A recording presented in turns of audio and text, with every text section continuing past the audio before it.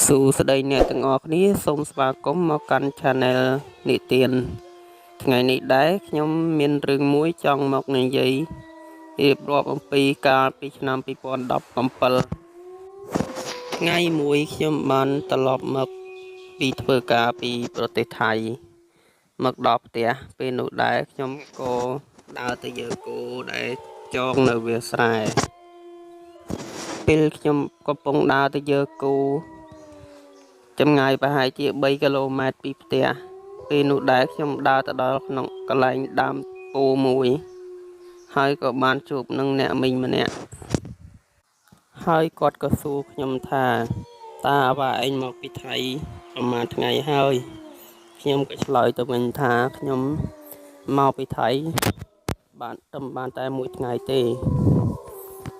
ព្រមនោះគាត់ក៏សួរខ្ញុំទៀតថាតើអ្វាឯងបានជួបនឹងកូនមីងទេ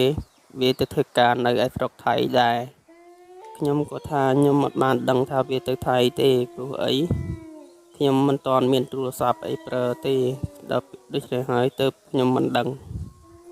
រួចហើយខ្ញុំក៏បណ្ដើរទៅយកគោបន្តទៀតពេលដែលខ្ញុំដឹកគោត្រឡប់មកវិញពេលដល់កន្លែងដែលខ្ញុំជួបអ្នកមីងនោះស្រាប់តែគោខ្ញុំផ្អើលរត់មកផ្ទះខ្លួនឯងតែម្ដងដោយមិនដឹងមូលហេតុខ្ញុំក៏នឹកក្នុងចិត្តឆ្ងល់ថាហេតុអ្វីបានជាគោដើរសុកមិនក៏វាផ្អើលរត់លឿនយ៉ាងនេះដល់ពេលដើរមកដល់ផ្ទះម៉ែខ្ញុំក៏សួរថាហេតុអ្វីបានជាគោវារត់បោលមកផ្ទះខ្លួនឯងដូច្នេះខ្ញុំក៏ថាមិនដឹងទេនៅសុកស្រាប់វាផ្អើលរត់មកផ្ទះខ្លួនវាតែម្ដង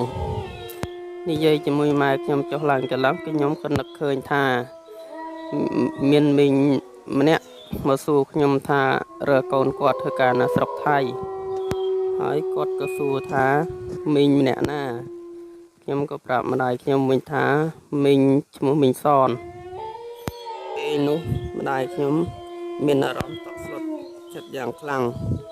ហើយខ្ញុំក៏ឆ្ងល់ថាហេតុអ្វីបានជាម្ដាយខ្ញុំមើលទឹកមុខទៅហាក់ដូចជាភ័យយ៉ាងដូចនេះហើយខ្ញុំក៏សួរថាម៉ែមានរឿងអីមែនម៉ែខ្ញុំក៏ប្រាប់វិញថាមីងនឹងគាត់ស្លាប់បានមួយអាទិត្យហើយឯងមិនដឹងទេអីខ្ញុំក៏ថាខ្ញុំមិនបានដឹងទេព្រោះខ្ញុំមិនបានសួរណាព្រោះគ្មាននរណាប្រាប់ខ្ញុំពេលនោះដែរម្ដាយខ្ញុំក៏ហៅឲ្យខ្ញុំទៅរកលោកតាឲ្យលោកតាស្រោចទឹកឲ្យខ្ញុំនឹងធ្វើខ្សែកថាពាក្យហើយនៅក្នុងយប់នឹងដែរស្រាប់តែខ្ញុំយល់សពរវើរវាងហើយពេលនោះម្ដាយខ្ញុំក៏បានអុជធូបសុំអង្វរថាកុំមករកវាអីវាមិនដឹងអីទេព្រោះវាធ្វើការនៅកន្លែងខុសគ្នាទៅដឹងបានវាអត់ដឹងពេលនោះដែរឆ្កែលូយ៉ាងត្រហឹងពេញមុខផ្ទះតែម្ដងហើយខ្ញុំក៏មានអារម្មណ៍ថាខ្លួនឯងហាក់ដូចជាធូរស្រាលឡើងវិញហើយឆ្កែក៏ឈប់លូទៀតដែររឿងនេះក៏ចប់ត្រឹមនេះឯងបងប្អូនហើយខ្ញុំក៏សូមអរគុណសម្រាប់បងប្អូនដែលចូលមកទស្សនានិងស្ដាប់រឿងខ្ញុំដែលនិយាយរដិរដុបនេះដែរព្រោះវាជាលើកដំបូងដែលខ្ញុំធ្វើវីដេអូនិយាយពីរឿងរបស់ខ្ញុំផ្ទាល់សម្រាប់ចែករំលែកឲ្យបងប្អូនស្ដាប់